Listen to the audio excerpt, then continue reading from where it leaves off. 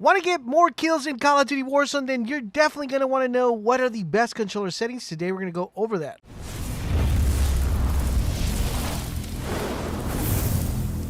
Esiva, this is Lazeboard and welcome to today's video, guys. Today we're going to be talking about what are the best controller settings that you could possibly get in Call of Duty Warzone and other few tips that are going to help you become even a more better player when it comes to playing Warzone.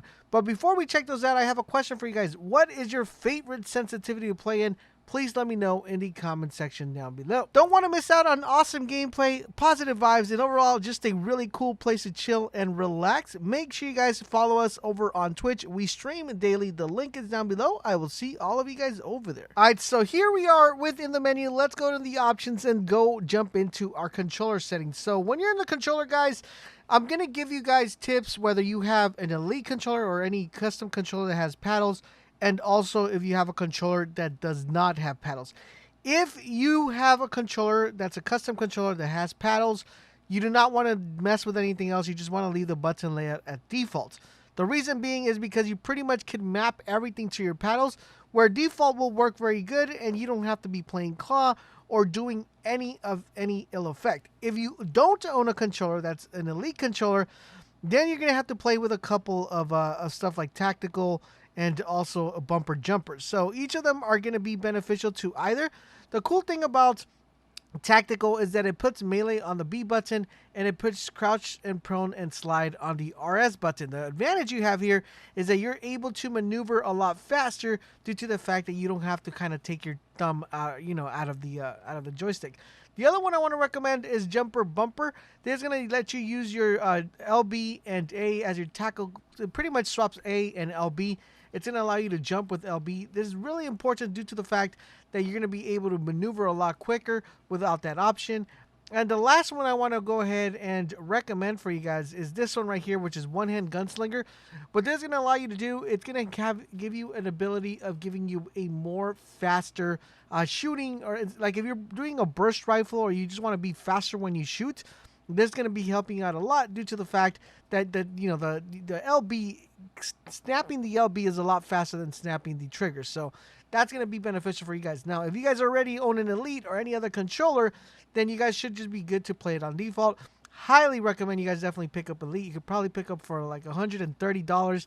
Trust me, guys, you guys won't regret it. Now, when it comes to stick layout, I'll leave that straight on default. Inverted lock, that's going to be all dependent if you guys are left-handed or not. Now let's talk about controller sensitivity. So a lot of people have various opinions. So there's people who say the lower sensitivity is better. There's people who say the higher sensitivity is better. Now, I know people who are really bad at low sensitivity, and I know people who are really good at low sensitivity. I mean, I have a friend that plays on a 3, and he is amazing. And then I also have a friend who plays on a 10 and an 11, and he's really good. I also have a friend that plays on a 12, and he's really bad. So it doesn't really matter, like the higher sensitivity, the better player you are. What it kind of boils down to is you finding the right amount of sensitivity that's going to allow you to land more headshots and more kills. That's the biggest thing that I could give you. Personally, the one I would want to recommend to you guys is between a 5 and a 6. Now, these are going to be varying because it all depends if you have controller drift. Your controller plays a very high importance on the on the sensitivity due to the fact that some controllers have a more sensitive touch when it comes to moving your thumbstick. Other people have a really heavy controller and it's harder to move the thumbstick. So it's hard telling you guys do this and this is going to work for you. But I want to recommend is play between 5, 6, and 7. Those are like your key numbers right there. The reason why is you want to tinker around with these because if you have an elite controller, I would suggest leave it at 6.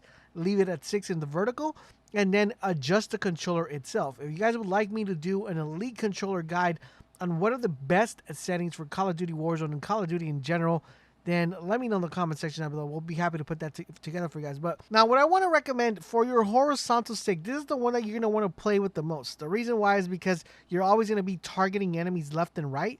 You're mostly doing more left and right movement than you are vertical movement. So I would tinker between a 6 and a 7 with this one just because you want to have a fast response and you also want to be able to get on your target as quickly as you possibly can, but you don't want to overshoot your target. So I would say playing between a 6 and a 7 would be good. And then the vertical stick sensitivity, I would say playing between a 5 and a 6 would be ideal because you're not doing too much vertical movement. You're doing mostly horizontal movement. So that's where I put it. Now, your ADS sensitivity, this one right here, the sweetest spot I could probably tell you guys for this one is a 0.90. The reason why this is going to help you out a lot, it's going to allow you to get that zoom in a lot quicker, and it's going to help you pinpoint on those targets. Now, the sensitivity multiplier for high zoom, these are going to be primarily snipers. You want to leave this at 1. It's going to give you that nice fidelity when it comes to sniping. The thing that I could tell you, if you guys like quick scoping, you're probably going to want to up this a little bit more than you would if you're just regular aiming or hard scoping. It's all going to be dependent to you.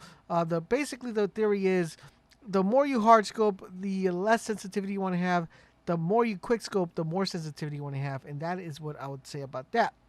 Then we got aim responsive curve. Now, a lot of people say dynamic is the way to go for this one. Basically, dynamic is going to reverse the S curve for your aim control. It's really good, but it takes a little bit getting used to. Linear, I would say just skip all in general, but I found that the best response curve when using an elite controller and when using a custom controller and even a default controller is standard. Highly recommend you guys run it on there. Controller vibration, I would definitely disable that. You want to make sure you disable that because you don't want your controller to vibrate and move your thumb a little bit. So disable controller vibration.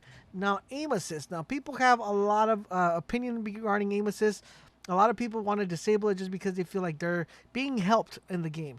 What I would say is, why wouldn't you want to be helped? Why wouldn't you want more kills? That's just my point of view. Like, if you're playing on a controller, you want more kills. So aim assist does help. So you want to make sure you put this one. Now, people say focusing, precision, standard. The one I would want to recommend for everybody is standard. Standard should be the number one to go with.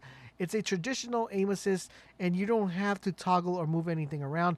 The only thing, if you're running an elite controller, you might want to change this to a different one. Like I said, if you guys want me to put that video out, I will be more than happy to. Then we have weapon mount activation. I put that on ADS and melee. It's a really effective way, so you won't have to press this like randomly by mistake. It's you actually have to get a combo in order for this to mount. Highly recommend that one. Now we have weapon mount movement exit. Yes, you want to make sure that in case you get pushed or rushed, you're able to snap out of it really quickly and not being stuck within it. Then we have aim down sight behavior. I have that on hold. Equipment behavior. Have that on hold. Use reload behavior. I have contextual tap. Now, if you guys saw my video on how to loot faster, this is the key right here, guys. You want to make sure you go to contextual tap.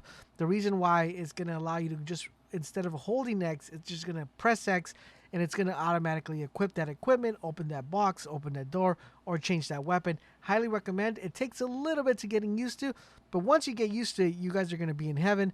And remember, if you are in a helicopter, if you are in a car, if you do happen to reload, you're going to exit out of that vehicle just because of the contextual tap behavior. So remember to not reload and do that when you're in vehicles. Even though you don't get any fall damage in your vehicles, but in a helicopter, it could hurt. Then we have depleted ammo weapon switch. I have that enabled. Now, the slide behavior is something that people don't really mess around with. Everybody has it kind of like on hold. What I would recommend is moving this in tap. Trust me when I tell you to move this in tap when you go to tap, because not only are you able to do two things, it's going to make your sliding a lot smoother. And in addition to that, it's going to allow you to slide and cancel that slide in case you need to react fairly quickly and you're not caught in that animation. So highly recommend you guys definitely check that out. Then we have auto move forward disabled, automatic sprint disabled, vehicle camera centered enabled. Now, all right, so now let's go to general. So in general here, guys, of course, we're running a controller.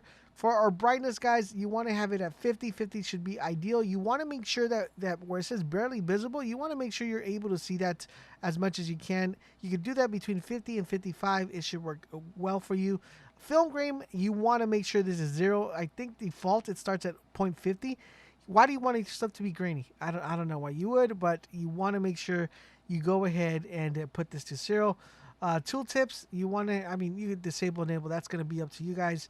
There's just pretty much language and color blindness. And then we have world motion blur. You want to make sure this is disabled. You can see the picture here, guys. Come on. You don't want to make sure you don't want to see blur. You're good. We have weapon mounts. We have that disabled as well. I believe this is enabled at the beginning. So you want to make sure you disable this because it's going to give you that motion blur, and you do not want to see streaks when you're playing on a monitor. And then the minimap shape, you want to make sure you move that to square. You're going to be able to see more of the map. You can see the difference here. You're able to see more of the map than you are when it comes to the round one. So square is definitely the ideal place to go. Map rotation, you want to have it enabled. That way you know where your arrow is pointing and you see an enemy. That is where that enemy is. If you have this disabled, your map is not going to rotate with you, and sometimes you'll think that an enemy's to your left when they're really on your right, so you want to make sure you have that there. Text chat, I mean, that's going to be the content filter. I'm pretty much going to leave that for you guys to pick up, and other than that, you guys should be good to go. Now, for the audio, you want to go to Boost High. That's going to let you hear more people frequently. You have Master Volume, Music Volume, Dialogue Volume, and Effects Volume. And that pretty much covers, guys, the best controller settings for Warzone. If you guys have any things you guys would change, any recommendations or suggestions, leave them down below in the comment section down below. Thank you guys for watching, and I will catch you guys on the next video.